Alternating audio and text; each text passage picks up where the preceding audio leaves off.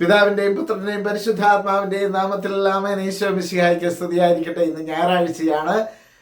പ്രിയപ്പെട്ട സഹോദരങ്ങളെ, ഫെബ്രുവരി മാസം 1-ാം തീയതിയാണ്. ഒരു മാസം കഴിഞ്ഞു. 2026 ഒരു മാസം നാം പിന്നിട്ടു. ആദ്യത്തെ ഒരാഴ്ച പഠിച്ച വചനങ്ങളാണ് നാം ഇന്ന് ആവർത്തിക്കുന്നത്. ഇന്ന് ഫെബ്രുവരി മാസം 1-ാം തീയതി. എത്ര സന്തോഷമായിരിക്കണം അല്ലേ? പുതിയൊരു മാസം ആരംഭിക്കുകയാണ്. നമുക്ക് കഴിഞ്ഞ ആഴ്ചയിലെ വചനങ്ങൾ പഠിച്ചാലോ? Smile and start your day with Jesus. ഈ എപ്പിസോഡിലേക്ക് നിങ്ങളെ സ്നേഹത്തോടെ സ്വാഗതം ചെയ്യുന്നു. ഞാൻ സിബി വർഗീസ്. പ്രിയപ്പെട്ടവരെ, നമ്മൾ 26-ാം തീയതി, 27-ാം തീയതി, 29-ാം തീയതി, 30, 31 ഇത്രയും ദിവസങ്ങളിലെ 5 വചനങ്ങളാണ്. ആദ്യം പഠിച്ച വചനം, അതായത് 26-ാം തീയതി പഠിച്ച വചനം സക്കറിയ പ്രവാചകന്റെ പുസ്തകത്തിൽ നിന്നായിരുന്നു.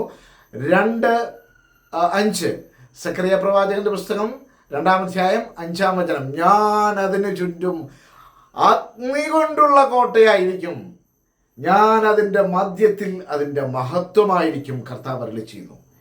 ഇനി 27-ാം തീയതി പഠിച്ച വചനം വിശുദ്ധ പൗലോസ്ലീഹ കൊറിന്ത്യോസുകാർക്ക് എഴുതിയ 2-ാം ലേഖനമാണ്.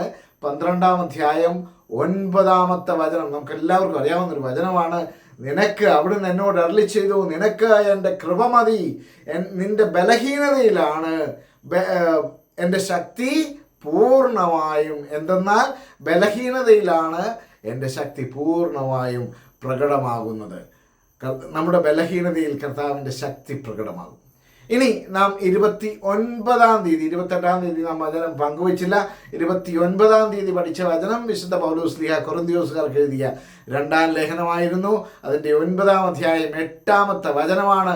നിങ്ങൾക്ക് ആവശ്യമുള്ളതെല്ലാം, എനിക്കും നിങ്ങൾക്കും ആവശ്യമുള്ളതെല്ലാം സദാ സമൃദ്ധമായുണ്ടാകാനും സത്കൃത്യങ്ങൾ സദാ, അതായത് ധാരാളമായി ചെയ്യാനും, നിങ്ങൾക്ക് ആവശ്യമുള്ളതെല്ലാം സദാ സമൃദ്ധമായി ഉണ്ടാകാനും സത്കൃത്യങ്ങൾ ധാരാളമായി ചെയ്യാനും വേണ്ട എല്ലാ അനുഗ്രഹങ്ങളും സമൃദ്ധമായി നൽകാൻ കഴിവുള്ളവനാണ് ദൈവം. ഇതാണ് നാം 29-ാം തീയതി പഠിച്ച വചനം. ഇനി 30-ാം തീയതി പഠിച്ച വചനം അതിങ്ങനെയായിരുന്നു. പുറപ്പാട് പുസ്തകത്തിൻ്റെ 15-ാം അധ്യായം 2-ാം വചനമായിരുന്നു. കർത്താവിൻ്റെ ശക്തിയും സംരക്ഷകനുമാകുന്നു, അവിടുന്ന് എനിക്ക് രക്ഷയായി ഭവിച്ചിരിക്കുന്നു, അവിടുന്നാണ് എൻ്റെ ദൈവം. അപ്പം നമ്മൾ 30-ാം തീയതി വരെ പഠിച്ച വചനം പറഞ്ഞു. ഇനി 31-ാം തീയതി പഠിച്ച വചനമാണ് യെശയ്യാ പ്രവാചകന്റെ പുസ്തകം 58-ാം അധ്യായം അതിൻ്റെ 11-ാമത്തെ വചനം.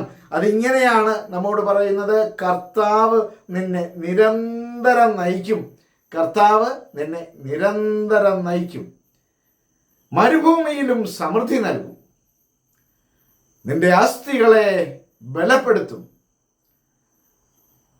നനച്ചു വളർത്തിയ പൂന്തോട്ടവും വറ്റാത്ത നീരുറവയും പോലെ ആകും നീ.